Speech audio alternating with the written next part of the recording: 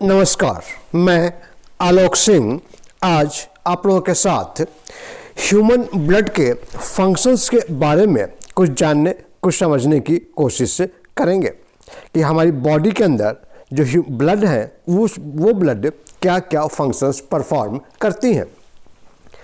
यदि हम इन फंक्शंस को समराइज करें तो हम इसे 5 ग्रुप में या 5 टाइप्स में डिवाइड कर सकते हैं और ये होंगी हमारी, that is the transportation, excretion, respiration, homeostasis and immunity. जब हम वर्ड यूज़ कर रहे हैं immunity, homeostasis, excretion, respiration and transportation, तो इन वर्ड्स का क्या मीनिंग है, आइए हम लोग एक एक करके इनके बारे में कुछ समझने की कोशिश करते हैं। हमारे बॉडी के अंदर कोई भी चीज़ जो एंटर कर रही है वो एंडोजीनियस हो या एक्सोजीनियस हो, मीन्स हमारे बॉडी के अंदर खुद प्रोड्यूस किया जा रहा हो या बॉडी के बाहर से वो ह्यूमन बॉडी में एंटर कर रही हो, उन सभी बायोकेमिकल्स का जो ट्रांसपोर्टेशन है वो ट्रांसपोर्टेशन का जो काम होगा that is will be performed by the blood.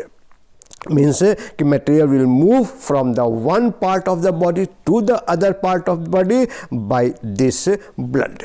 तो ब्लड को हम लोग कह सकते हैं it is the highway of the body, कि बॉडी का ये हाईवे है, बॉडी का ये रोडवे है, बॉडी का ये रेलवेज है, कुछ भी नाम देना चाहते हैं हम दे सकते हैं। इसी के थ्रू ट्रांसपोर्टेशन होती है।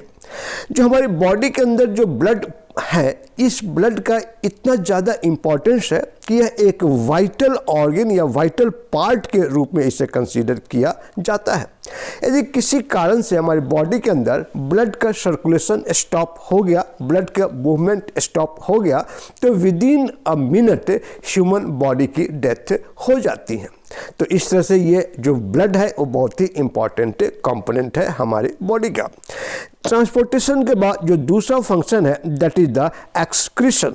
अब आप ये सोच रहे होंगे कि जो एक्सक्रीशन है this is the function of the excretory system, this is the function of A kidney, कि हमारी बॉडी का जो किडनी है या हमारी बॉडी की जो एक्सक्रीटरी ऑर्गन्स हैं उन एक्सक्रीटरी ऑर्गन्स का फंक्शन है एक्सक्रीशन। तो हम ब्लड के बारे में कैसे कह रहे हैं कि एक्सक्रीशन का काम भी करता है, अभी हम लोग इसके बारे में जान जाएंगे। अभी सिर्फ इतना जानते हैं कि ब्लड का जो दूसरा फंक्शन है दैट इज द एक्सक्रीशन। जब ब्लड के थर्ड फंक्शंस की बात करते हैं तो वहाँ पे आता है दैट इज द रेस्पिरेशन। अब फिर कंफ्यूजन हो गई कि जो रेस्पिरेशन है it is the function of the respiratory system, फिर हम ब्लड को कैसे कह रहे हैं कि वहाँ पे वो रेस्पिरेशन प्रोड्यूस कर रहा है या रेस्पिरेशन में अपनी ड्यूटी परफॉर्म कर रहा है। इसे समझने के लिए थोड़ा सा हमें अपने पॉइंट से, अपने सब्जेक्ट से अलग हटना होगा और 2 वर्ड के बारे में सोचना होगा। एक वर्ड है रेस्पिरेशन जिसे हम कहते हैं सांस लेना, और एक और वर्ड है इंग्लिश में जिसे हम लोग कहते हैं इट इज़ ब्रीदिंग। तो अब हम किसे रेस्पिरेशन कहेंगे और किसे हम ब्रीदिंग कहेंगे, इसे हमें डिफ्रेंशिएट करना है। सबसे पहले कि व्हाट इज ब्रीदिंग। कोई भी एटमॉस्फेरिक एयर जब हमारे नोजल के द्वारा, रेस्पिरेटरी सिस्टम के द्वारा लंग्स तक पहुंचती हैं और लंग्स का एयर इन रेस्पिरेटरी सिस्टम या नोज के द्वारा लंग्स से, बॉडी से बाहर को निकलती हैं, उस प्रोसेस को हम कहते हैं ब्रीदिंग। मीन्स सांस लेना और सांस छोड़ना, ये जो प्रोसेस है that is the breathing, that is not respiration. फिर प्रश्न ये है कि रेस्पिरेशन फिर किसे हम कहेंगे। रेस्पिरेशन का मतलब होता है कि जो लंग्स के अंदर ऑक्सीजन है वो ऑक्सीजन लंग्स से निकल के ब्लड में एंटर कर रही है और जो ब्लड का कार्बन डाइऑक्साइड है वो ब्लड से निकल के लंग्स के अंदर एंटर कर रही हैं। तब हम उस प्रोसेस का नाम देते हैं it is the respiration. Means exchange of respiratory gases, कि जब रेस्पिरेटरी गैसेस का एक्सचेंज होगा तब हम उस प्रोसेस को क्या कहेंगे, इट इज द रेस्पिरेशन। और जब एटमॉस्फेरिक एयर का एक्सचेंज हो रहा है तब हम उसे क्या कहेंगे, इट इज द ब्रीदिंग। तो ये जो रेस्पिरेशन है that is the exchange of respiratory gases. In respiratory gases के एक्सचेंज में हमारा ये ब्लड हेल्प करता है, और इसलिए हम कहते हैं कि ब्लड का एक और फंक्शन है दैट इज द रेस्पिरेशन। उसके बाद जो थर्ड फंक्शन हम लोग स्टडी करेंगे that is called the homeostasis. Homeostasis, ये थर्ड फंक्शन होम्योस्टैसिस का क्या मतलब हुआ? होम्योस्टैसिस का मतलब होता है, यहाँ पे क्लियर वर्ड दिख नहीं रहा है, मैं इसे लिख रहा हूँ यहाँ पे, होम्योस्टैसिस। जहाँ भी वर्ड हम होम्योस्टैसिस वर्ड यूज करते हैं, इस होम्योस्टैसिस में एक वर्ड आया दैट इज द स्टैसिस, और स्टैसिस का मतलब होता है स्टैटिक। जब वर्ड क्या हो गया, स्टैटिक। स्टैटिक का मतलब क्या हो गया, स्टेबल, कि एक जगह पे वो स्टेबल है, एक जगह पे वो फिक्स है, तो उसे हम लोग क्या कहेंगे, स्टेबल, या हम लोग क्या कहेंगे, इट इज द स्टैटिक। तो हमारे बॉडी की भी अपनी एक नॉर्मल वैल्यूज होती हैं, नॉर्मल स्टैंडर्ड होती हैं, नॉर्मल लेवल होता है, और उस नॉर्मल लेवल पे वो बॉडी फिक्स रहता है। जैसे मान लें कि हमारी बॉडी का टेम्परेचर 37 डिग्री सेल्सियस है, तो हमारी बॉडी का टेम्परेचर 37 डिग्री सेल्सियस ही रहेगा irrespective of the atmospheric temperature. कि एटमॉस्फेरिक टेम्परेचर 5 डिग्री हो जाए तब भी ये 37 रहेगा, और एटमॉस्फेरिक टेम्परेचर 40 डिग्री हो जाए तब भी ये 37 डिग्री सेल्सियस रहेंगे। तो इस तरह की जो और भी बहुत सारे हैं, जैसे मान लीजिए हम ब्लड प्रेशर की बात करते हैं, तो हम ब्लड प्रेशर के कहते हैं नॉर्मल वैल्यू होते हैं हमारी 80 and 120 millimetre of mercury, 80 millimetre of mercury and 120 millimetre of mercury. तो ये ब्लड प्रेशर फिक्स होती हैं 80 या 120। किसी भी कारण से यदि इन नॉर्मल वैल्यू में कुछ चेंजेस हो रही हैं, जैसे मान लीजिए टेम्परेचर हमारा 37 से बॉडी का टेम्परेचर इंक्रीज हो गया और हम कहेंगे कि हमारी बॉडी में फीवर हो गई, तो हमारे बॉडी के अंदर ही ऐसा सिस्टम होगा जो उसे दोबारा से नॉर्मल स्टेज पे ले आएगा। जैसे मान लें कि ब्लड का पीएच है, तो ब्लड का पीएच होता है that is fix at the 7.4। यदि किसी कारण से ये पीएच कम हो गई, एसिडिक चली गई, या किसी कारण से ये पीएच इंक्रीज हो गई, ज़्यादा अल्कलाइन हो गई, तो हमारे बॉडी के अंदर एबिलिटी होती है कि वो उसे दोबारा नॉर्मल स्टेज पे लाए। तो बॉडी का ये एबिलिटी, जो एबिलिटी बॉडी को मेंटेन कर रही है या बॉडी को हेल्प कर रही है to maintain the stable internal environment irrespective of any changes in the external environment, कि बॉडी के अंदर का जो इंटरनल इन्वायरमेंट है वो हमेशा नॉर्मल रहेगा और वहाँ पे वो फिक्स रहेगा, और बॉडी की जो ये एबिलिटी होती है उस एबिलिटी का हम लोग नाम देते हैं इट इज़ द होम्योस्टैसिस। तो ये जो बॉडी की जो होम्योस्टैसिस की एबिलिटी है, इस होम्योस्टैसिस के एबिलिटी को मेंटेन करने के लिए या मेंटेन करने में ब्लड अपना एक रोल प्ले करता है। तो इससे हम लोगों ने क्या जाना कि ब्लड का पहला फंक्शन हो गया दैट इज द ट्रांसपोर्टेशन, दूसरा फंक्शन हो गया दैट इज द एक्सक्रीशन, तीसरा फंक्शन हो गया दैट इज द रेस्पिरेशन, और चौथा फंक्शन हो गया दैट इज द होम्योस्टैसिस, और जिसका लास्ट फंक्शन है that is the immunity. Immunity का मतलब होता है कि ability of our body to resist infection, की इन्फेक्शन से अपने आप को बचाने के लिए बॉडी की जो एबिलिटी होती है, मीन्स वैसा एबिलिटी जो एबिलिटी माइक्रो ऑर्गेनिज्म को, इन्फेक्शियस ऑर्गेनिज्म को किल कर दे या उनके द्वारा प्रोड्यूस किया गया पॉइजनस सब्सटेंस को न्यूट्रलाइज कर दे, उस एबिलिटी को हम लोग क्या नाम देंगे, इट इज़ द इम्यूनिटी। जैसे आप देखते होंगे सोसाइटी में कि कुछ लोग हैं उनको बहुत जल्द वायरल फीवर या कोई इन्फेक्शन हो जाता है, कुछ लोग ऐसे होंगे कि जिनके बॉडी में आसानी से इन्फेक्शन डेवलप नहीं होता। तो वो क्यों नहीं हो रहा है, वो वेरिएशन क्यों है? ड्यू टू देयर इम्यूनिटी, कि जिनके बॉडी का इम्यूनिटी लो होगा उनके बॉडी के अंदर इन्फेक्शियस डिजीज बहुत फास्ट डेवलप होंगी, और जिनके बॉडी का इम्यूनिटी हाई होंगी उनके अंदर इन्फेक्शियस डिजीज जल्दी डेवलप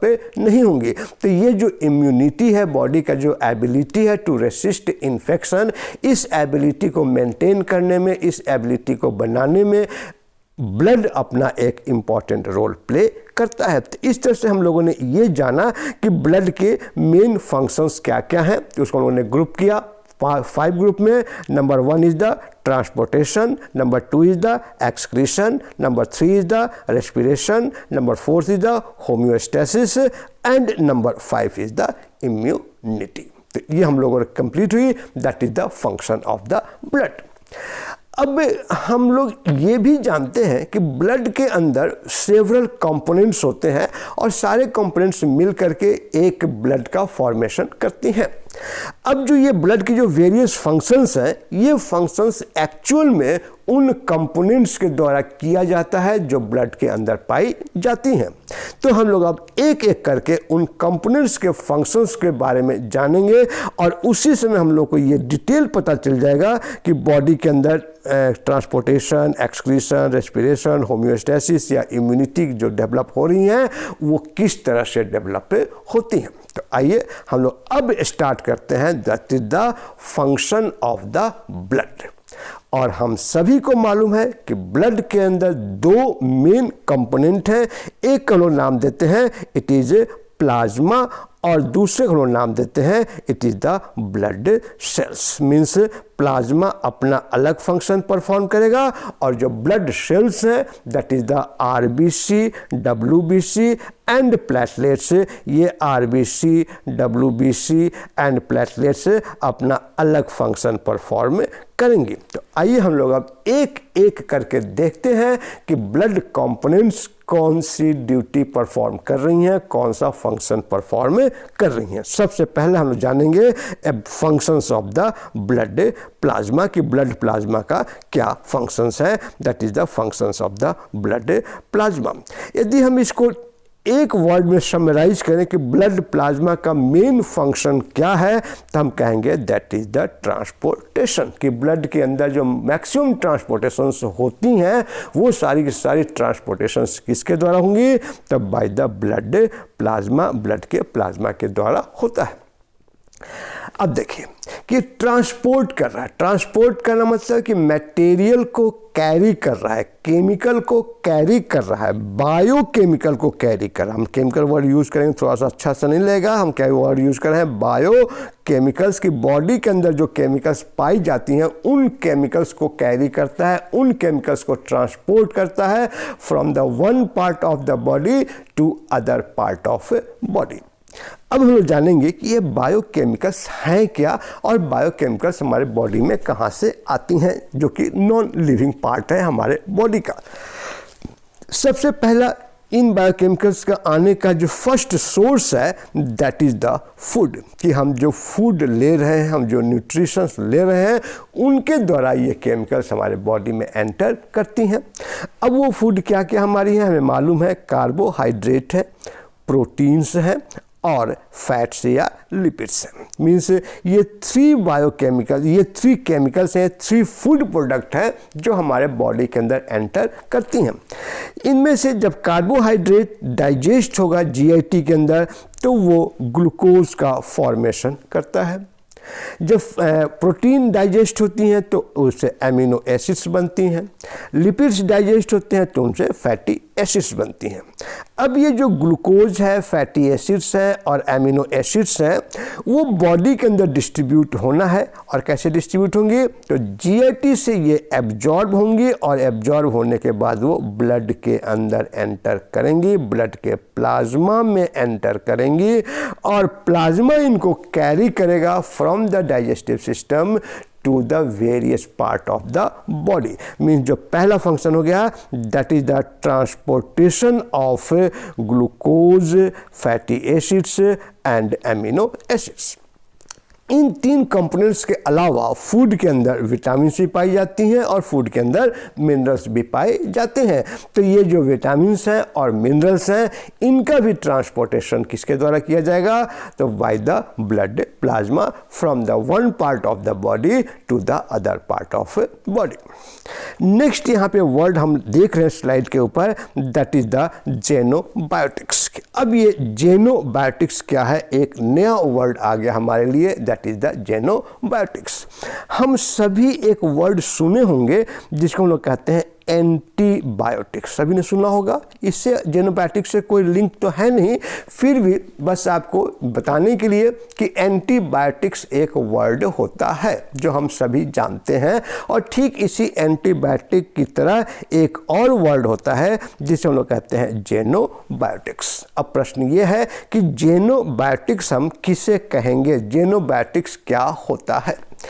तो कोई भी फॉरेन केमिकल्स या कोई भी मटेरियल जो हमारे बॉडी के बाहर से बॉडी के अंदर एंटर कर रहा है और वो केमिकल न्यूट्रिशियस केमिकल नहीं है, बॉडी का न्यूट्रिशन नहीं है, बॉडी का फूड पार्ट नहीं है, तब हम उस केमिकल का नाम देंगे इट इज द जेनोबायोटिक्स। जैसे मान लीजिए कि हमारे बॉडी में ड्रग एंटर किया तो ड्रग को क्या कहेंगे? It is xenobiotic. या हमारे बॉडी में टॉक्सिन एंटर हो गया, हमारे बॉडी के अंदर कोई पॉइजन एंटर हो गया, तो ये क्या हो गया? These are the xenobiotics. ये सारी क्या है? जेनोबायोटिक्स है।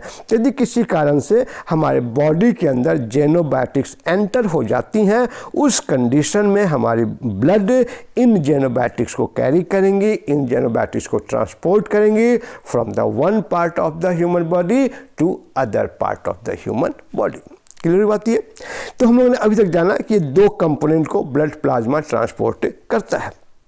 अब ट्रांसपोर्टेशन के इसके अलावा जब ये 2 तरह की जो कंपोनेंट्स हैं, एक तो हमारे हो गया फूड मटेरियल कंपोनेंट और एक हमारा हो गया जेनोबायोटिक्स, जब भी हमारे बॉडी के अंदर एंटर करती हैं तो बॉडी इनके ऊपर अपना एक्शन प्रोड्यूस करता है और इनको बॉडी हमारी मेटाबोलाइज करती हैं और मेटाबोलाइज करने के बाद वहाँ पे मेटाबोलाइट्स का फॉर्मेशन होता है। और ये जो मेटाबोलाइट्स हैं, ये मेटाबोलाइट्स हमारे बॉडी के द्वारा एक्सक्रीट कर ली जाती हैं। मेटाबोलाइट्स, ये मेटाबोलाइट्स अनवांटेड मटेरियल है या मान लीजिए कोई ऐसा मटेरियल हमारे बॉडी के अंदर है जिसकी हमारे बॉडी को आवश्यकता नहीं है, अनयूज्ड है, अनवांटेड है, उस कंडीशन में उन मटेरियल्स को भी हमारी ब्लड प्लाज्मा के द्वारा बॉडी से बाहर एक्सक्रीट कर दी जाती हैं। मीन्स जो ब्लड प्लाज्मा है वो एक्सक्रीशन में हेल्प कर रहा है। कैसे? कि इन मेटाबोलाइट्स को या अनयूज्ड मटेरियल्स को बॉडी के डिफरेंट पार्ट से कलेक्ट करेगा और उसको एक्सक्रीटरी ऑर्गन लाइक किडनी तक लेकर जाएगा और उनको वो एक्सक्रीट करने में हेल्प करेगा। तो अब इसमें वो कौन कौन से मेटाबोलाइट्स होंगे, कुछ एग्जाम्पल हम यूज कर रहे हैं। जैसे यहाँ पे एक वर्ड लिखा हुआ है लैक्टिक एसिड। जैसे आप महसूस करते होंगे कि जब आप फिजिकल वर्क करते हैं तो आप थक जाते हैं। अब सोचिए कि ऐसा क्या होता है कि हम फिजिकल वर्क करेंगे और हम थक जाएंगे। Being a biology students, being a medical students, क्या होगा आपको मालूम होना चाहिए कि हमारे बॉडी के अंदर ग्लूकोज होता है जिससे ग्लूकोज से हमारे बॉडी को एनर्जी मिलती है। जब हम मेहनत करते हैं, फिजिकल एक्सरसाइज या मेंटल एक्सरसाइज कर रहे होते हैं, उस समय हमारी बॉडी इस ग्लूकोज को कंज्यूम कर रही होती हैं और इस ग्लूकोज को एटीपी में कन्वर्ट कर रही होती हैं। और ये एटीपी क्या है? It is the energy. हमारी बॉडी का जो एनर्जी है वो एनर्जी क्या हमारा है? That is the ATP. तो ग्लूकोज यूटिलाइज हुआ किसको बनाने में? तो for the formation of ATP. लेकिन इसके फॉर्मेशन में एक बाई प्रोडक्ट का भी फॉर्मेशन होता है, एक मेटाबोलाइट्स का भी फॉर्मेशन होता है और उस मेटाबोलाइट्स को लोग कहते हैं लैक्टेट या लैक्टिक एसिड। तो ये जब लैक्टेट और लैक्टिक एसिड हमारे हमारे मसल्स में डिपॉजिट हो जाते हैं तब हम थकावट महसूस करते हैं, टायर्डनेस महसूस करते हैं। तो ये जो लैक्टिक एसिड है और लैक्टेट है ये क्या करेंगे, ब्लड प्लाज्मा इनको कलेक्ट करेंगी from the various part of the body और उसको लेकर जाएंगे कहाँ तक, तो up to the excretory organs, और एक्सक्रीटरी ऑर्गन से उन लैक्टिक एसिड को एक्सक्रीट कर देगी, बॉडी से बाहर निकाल देगी। तो इस तरह से हम लोगों ने देखा कि जो प्लाज्मा है वो सिर्फ ट्रांसपोर्टेशन ही नहीं कर रहा है, वो एक्सक्रीशन में भी हेल्प कर रहा है। ठीक इसी तरह से हमारे बॉडी के अंदर प्रोटीन की मेटाबॉलिज्म होती हैं और उसके द्वारा जो बाई प्रोडक्ट बनता है that is the urea and uric acid या नाइट्रोजिनस कंपाउंड। तो ये जो यूरिया और यूरिक एसिड है या कोई और भी जो मेटाबोलाइट्स हमारी बॉडी के अंदर फॉर्म हो रही हैं उन मेटाबोलाइट्स को ये प्लाज्मा कैरी करेगा, ट्रांसपोर्ट करेगा, एक्सक्रीटरी ऑर्गन तक लेकर जाएगा और वहाँ से उसे वो एक्सक्रीट कर देगा। मीन्स कि अब ब्लड प्लाज्मा ट्रांसपोर्टेशन का रोल प्ले कर रहा है और एक्सक्रीशन में भी हेल्प कर रहा है। ये तो हम लोगों ने जाना कि बॉडी के अंदर जो एक्सोजीनियस सब्सटेंस है, मीन्स बॉडी के बाहर से जो केमिकल्स बॉडी में एंटर कर रही हैं उनके साथ क्या होता है और ब्लड प्लाज्मा उसमें अपना रोल क्या प्ले करता है। अब हम लोग उन केमिकल्स के बारे में जानते हैं जो केमिकल्स एंडोजीनियस है। एंडोजीनियस मीन्स कि हमारी बॉडी के द्वारा ही सिंथेसाइज की जा रही है, हमारी बॉडी के द्वारा ही उनका फॉर्मेशन हो रहा है और वो अपना रोल प्ले कर रही हैं। मेनली इसमें दो तरह की केमिकल्स इन्वॉल्व होती हैं, एक को कहते हैं हार्मोन और दूसरे को कहते हैं इम्यूनोग्लोब्यूलिन। हार्मोन्स एंड इम्यूनोग्लोब्यूलिन्स कि हमारे बॉडी के अंदर जो एंडोक्राइन ग्लैंड्स हैं, ये एंडोक्राइन ग्लैंड्स हार्मोन को सिक्रीट करती हैं और फिर ये हार्मोन अपना फंक्शंस बॉडी के अंदर या अपना इफेक्ट बॉडी के अंदर प्रोड्यूस करती हैं। तो अब ये ब्लड प्लाज्मा इन हार्मोन्स को एंडोक्राइन ग्लैंड से कलेक्ट करेंगे और बॉडी के डिफरेंट पार्ट में डिस्ट्रीब्यूट कर देंगे। मीन्स जो एंडो बायोकेमिकल है, जो हमारे बॉडी के अंदर का जो बायोकेमिकल सिंथेसाइज हो रहा है उसका ट्रांसपोर्टेशन भी ब्लड प्लाज्मा के द्वारा ही होता है। इसके अलावा एक वर्ड है जिसे हम लोग कह रहे हैं, इट इज़ द इम्यूनोग्लोब्यूलिन। अब ये इम्यूनोग्लोब्यूलिन क्या है? अभी थोड़ी देर हम लोगों ने पढ़ा कि हमारे ब्लड का एक इफेक्ट है कि ये इम्यूनिटी प्रोड्यूस करने में हेल्प करता है। It play important role to develop immunity. और ये जो इम्यूनिटी डेवलप होती हैं वो किसके चलते होती हैं? Due to the immunoglobulin. कि हमारी बॉडी इम्यूनोग्लोब्यूलिन की, प्रोटीन हो गया, ग्लोब्यूलिन मतलब क्या हो गया? प्रोटीन, और इम्यून का मतलब हो गया जो इम्यूनिटी को डेवलप कर रहा है। मीन्स वैसा प्रोटीन जो इम्यूनिटी को डेवलप कर रहा है उसका एक नाम दिया गया, दैट इज द इम्यूनोग्लोब्यूलिन। तो ये जो इम्यूनोग्लोब्यूलिन हमारे बॉडी के द्वारा, हमारे बॉडी सेल्स के द्वारा सिंथेसाइज होंगी, उन इम्यूनोग्लोब्यूलिन का भी ट्रांसपोर्टेशन किसके द्वारा होगा? तो बाय द ब्लड प्लाज्मा। और लास्ट में आ गया ब्लड सेल्स कि हमारी इस ब्लड का एक कंपोनेंट है जिसे हम लोग कहते हैं ब्लड सेल्स। वो ब्लड सेल्स भी हमारे बॉडी के अंदर ट्रांसपोर्ट होती रहती हैं, हमारी बॉडी के अंदर सर्कुलेट होती रहती हैं। और ये जो हमारी बॉडी के अंदर सर्कुलेट हो रही हैं वो किसके द्वारा होंगी? तो बाय द ब्लड प्लाज्मा। तो अभी तक हम लोगों ने ये जाना कि ब्लड प्लाज्मा ट्रांसपोर्टेशन और एक्सक्रीशन में हेल्प करता है। एक और लास्ट पॉइंट आ गया जिससे जो ट्रांसपोर्टेशन से रिलेटेड है, that is the respiratory gases. कि जो रेस्पिरेटरी गैसेस है, रेस्पिरेटरी गैसेस मतलब क्या हो गया कि ऑक्सीजन एंड कार्बन डाइऑक्साइड। कि लंग्स के अंदर जो ऑक्सीजन है वो ऑक्सीजन ब्लड के अंदर एंटर करेंगे, वो प्लाज्मा में जाएंगे और दूसरे पार्ट में भी जाती है, लेकिन प्लाज्मा भी अपना रोल प्ले करता है to carry oxygen from lungs to the different cells inside the body. और ठीक इसी तरह से जो सेल्स हैं, सेल्स के अंदर कार्बन डाइऑक्साइड का सिंथेसिस होता है, कार्बन डाइऑक्साइड का फॉर्मेशन होता है, कार्बन डाइऑक्साइड एक वेस्ट प्रोडक्ट के रूप में फॉर्म होती हैं।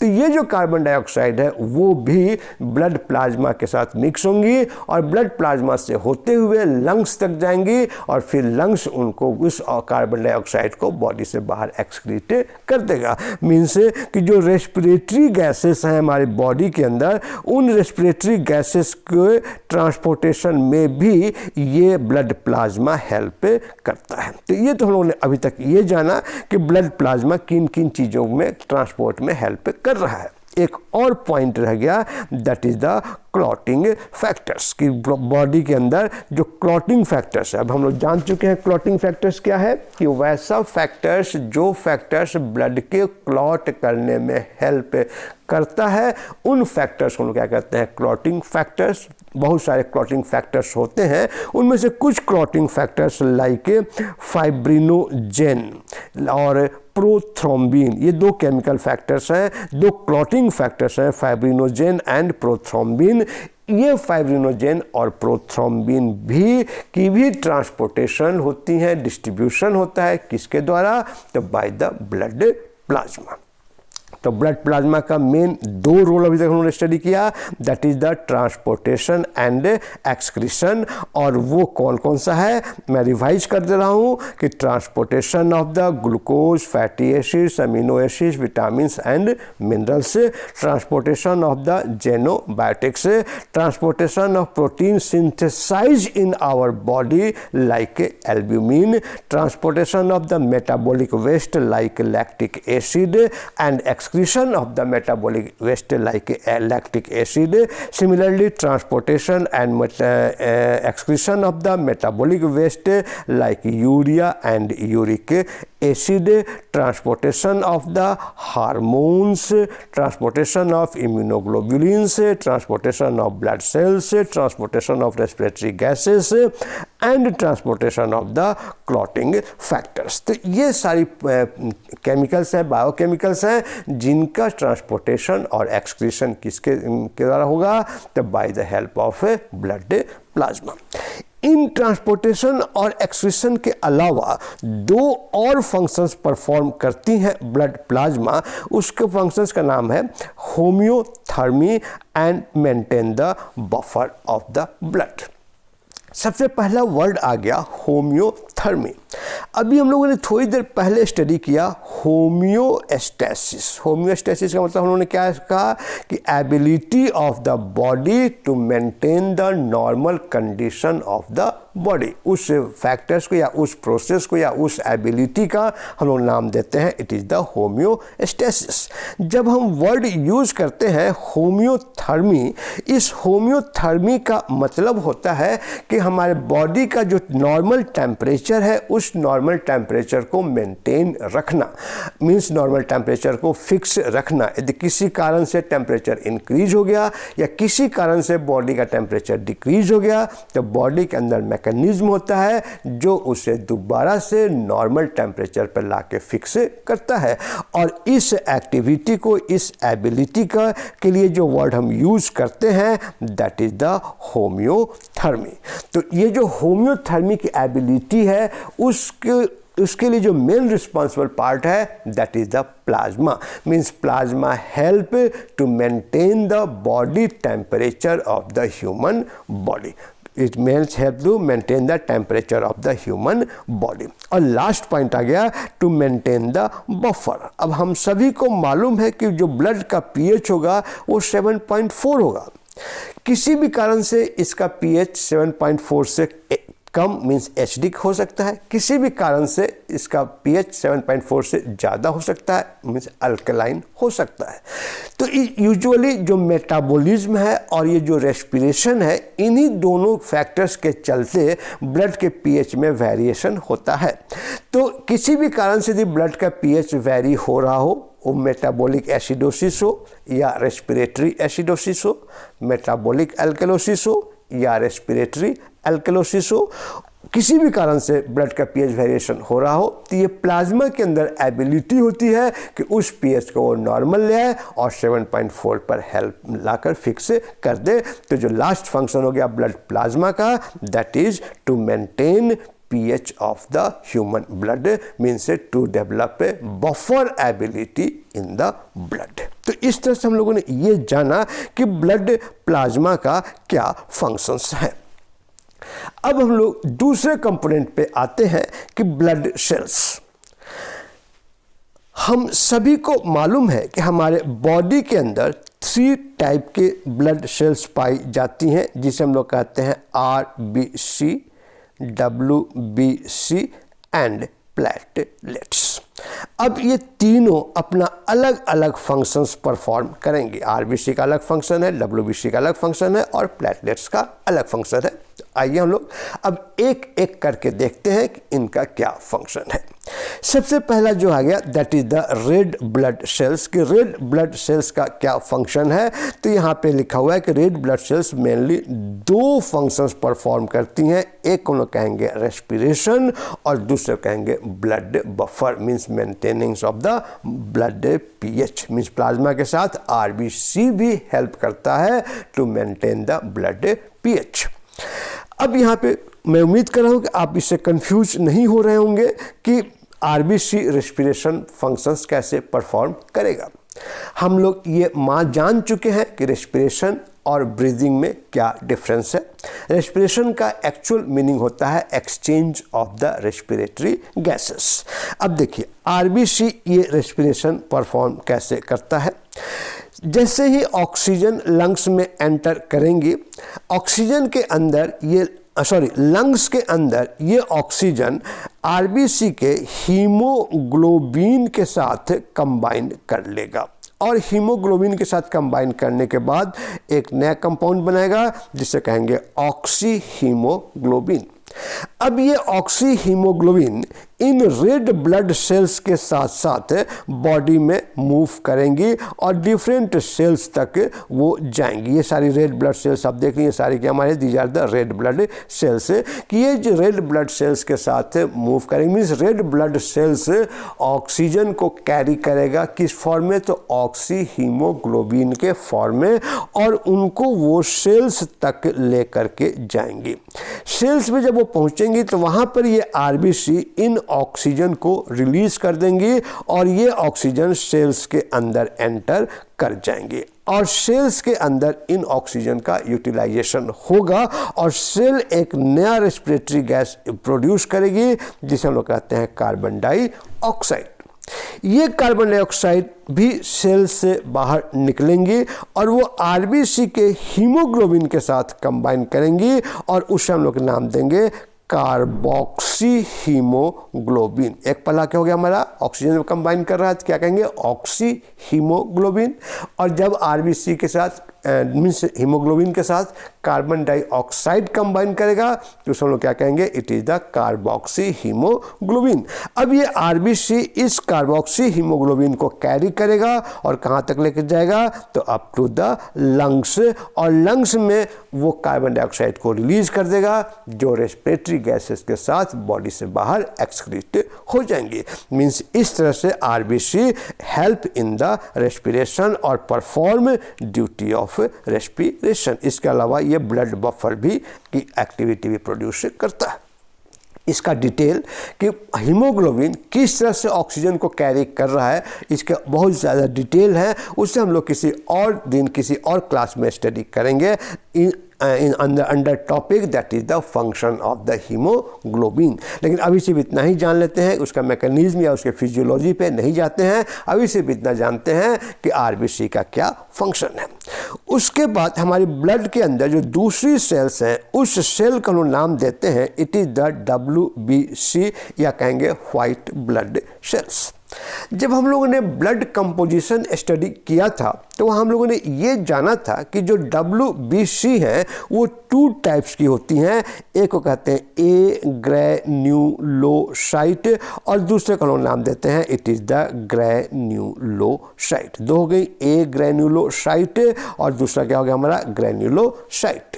जो ए ग्रैन्युलोसाइट है वो फर्दर 2 टाइप्स की होती हैं और जो ग्रैन्युलोसाइट है वो फर्दर 3 टाइप्स की होंगी। मीन्स हमारे बॉडी के अंदर जो WBC है वो 5 टाइप्स की होती हैं। वाइट ब्लड सेल्स को हम लोग 5 कैटेगरी में डिवाइड कर सकते हैं और उन कैटेगरी का नाम मैं एक बार फिर से रिवाइज कर दे रहा हूँ। हालांकि हम लोग इसको पहले पढ़ चुके हैं इन द ब्लड कंपोजिशन, लेकिन मैं नाम को दोबारा से रिवाइज कर रहा हूँ। इनका नाम है lymphocyte, monocyte, eosinophil, basophil and neutrophil. Lymphocyte, monocyte, eosinophil, basophil and neutrophil. अब हम लोग एक एक करके देखते हैं कि इन WBCs का या इन सेल्स का क्या फंक्शंस है। सबसे पहला आया लिम्फोसाइट। तो जो लिम्फोसाइट ड्यूटी परफॉर्म करता है that it produces antibodies. Antibodies, अब यहाँ पे प्रश्न फिर से आ गया, एक नया सा वर्ड आ गया कि एंटीबॉडीज किसे कहेंगे। देखें क्या होता है कि हमारे बॉडी के अंदर जब भी कोई इन्फेक्शियस माइक्रोब्स एंटर करती हैं तो ये माइक्रोब्स हमारे बॉडी में डिजीज प्रोड्यूस करेंगी और ये माइक्रोब्स हमारी बॉडी में टॉक्सिन भी रिलीज करेंगी, जिसे हम लोग नाम देते हैं एंटीजन। इसे हम लोग क्या नाम देंगे? एंटीजन। तो एंटीजन क्या हो गया कि antigen is a foreign substance. Foreign substance means हमारे बॉडी का वो नेचुरल कंपोनेंट नहीं है that produces disease inside the human body. उस फॉरेन सब्सटेंस या उस फॉरेन केमिकल को हम लोग क्या नाम देंगे? It is the antigen.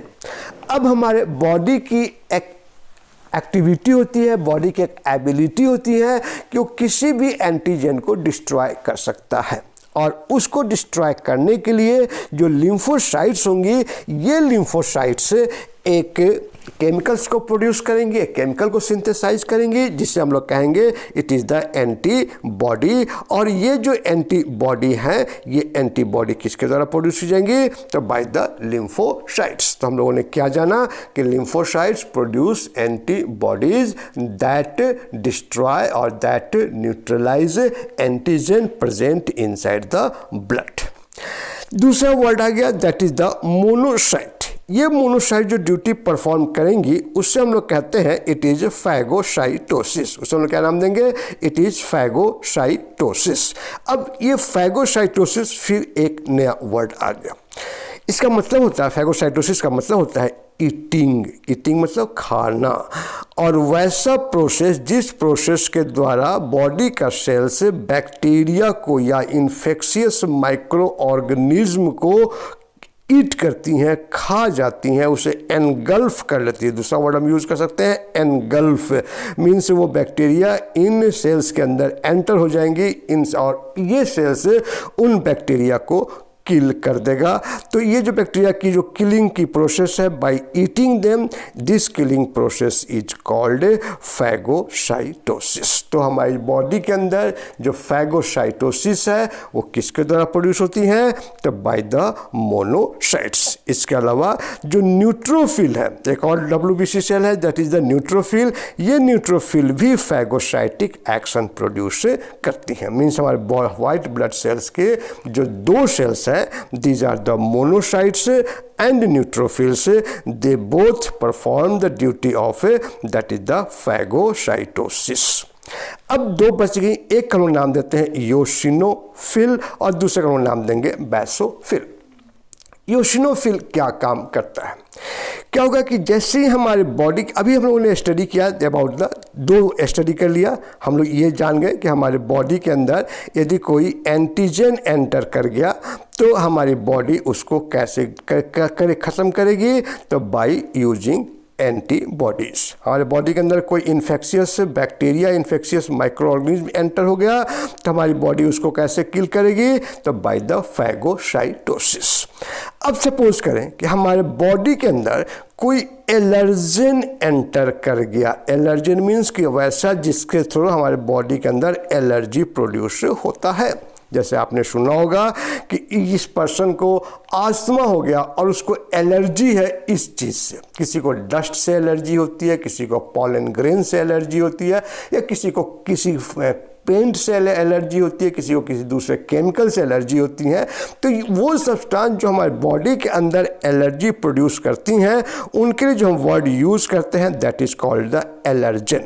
और जैसे हमारे बॉडी के अंदर एलर्जन एंटर करता है, उस एलर्जन को डिस्ट्रॉय करने के लिए हमारा बॉडी योशिनोफिल्स को सिंथेसाइज करता है, योशिनोफिल्स के नंबर को इंक्रीज करता है ताकि अब हमारे बॉडी के अंदर जो एलर्जी डेवलप हो रही है उस एलर्जी को वो कंट्रोल कर सके।